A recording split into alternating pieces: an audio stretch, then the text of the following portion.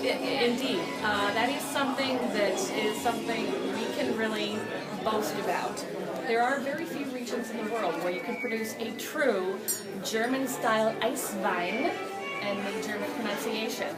And we choose to abide by that. It is much like the reason we produce a method champenoise, Blanc de Blanc sparkling. Why, if we produce something that's oak aged, it's in an oak barrel, it's not in a stainless tank with oak chips or staves. This is true German Eiswein. And what that means is, as opposed to the much easier, much higher production route of mechanically harvesting in September or October with the rest of the harvest, and then cryogenically freezing the grapes later, we allow the grapes to hang on the vine and freeze, allowing nature to gradually concentrate those sugars. This is a lovely way to do it. However, it is fraught with all kinds of lovely chances for loss at many points along the way, because according to this particular production method, the grapes cannot be picked or crushed at higher than 17 degrees Fahrenheit. Ideally, it's not the first time it's been 17 or below, and ideally it's been 17 or below for at least 12 hours prior. We don't always get that luxury. This year was not a problem. Actually, I shouldn't say that.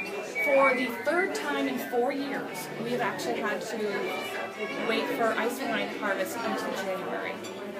Who'd have thought that it would be difficult to pick Eiswein grapes in upstate New York? Last year, not a problem. 2 years prior, we had very warm winters, and we picked in January. This year, we literally picked 2 weeks ago. It was not a problem that day, and we had the bonus in this case. We got to wait till daylight. We normally pick around 2 or 4 in the morning, because even if it's 17 degrees out, if it's warm enough, if it's sunny, the grapes at this point may be about this big. So the sun can actually warm these grapes up to above freezing. So we can pick at about 4 in the morning. It takes anywhere from 6 to 8 hours to pick.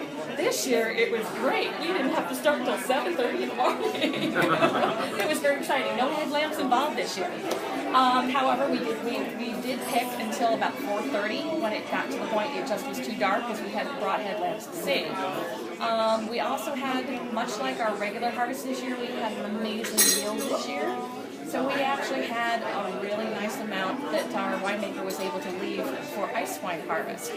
We also, our 2 most prevalent grapes that we use for Eiswein are Vidal Blanc and Cabernet Franc. This year, however, because we had such a nice yield, we were able to leave 2 rows of Riesling for Eiswein. So, and again, it's very difficult because every critter and their brother would love nice little sweet snacks in the wintertime.